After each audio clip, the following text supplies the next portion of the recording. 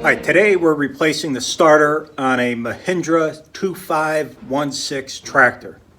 All right, this starter is a MM409-41001. Okay, the starter is located on the left side as you're sitting on the tractor.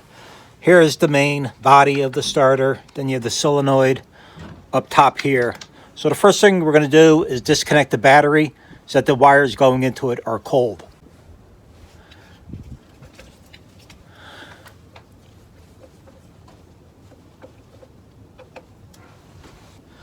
All right, next, let's disconnect the wires that go into it. There should be, I think, two positives and then the negative, which is just a pull-off type of clip. All right, the nuts on those terminals are 13 millimeter. Just a suggestion, when you take these off, just put them together so that when you go to put them back on, you know that these two go together and the other one is a single. All right, I'm underneath the tractor. To remove the starter, there's two 14 millimeter or 9/16, same size. Underneath this one, I'll try to feel it with my finger, is right here.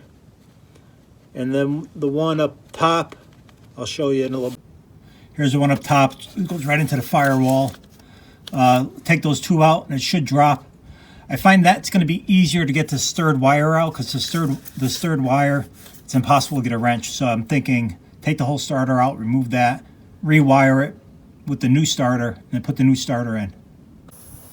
It's a tight fit in there to get the starter out. So what I did was I unscrewed this, I think it's the oil pump here, and then loosened up the hose clamp here.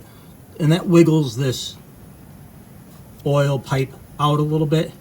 I was able to get the old starter in, the new starter in place. Now I just got to put the bolts in. There's two bolts, put those in. Okay, we got the old starter out and putting the new one in. A little bit of a fast forward there. Reposition the oil pipe here, all the wiring harnessed. One tip, the starter on the very bottom is a bolt. In order to get that bolt in, you need an extension. Tuck it in underneath, and you have to, in effect, hit that bolt blind.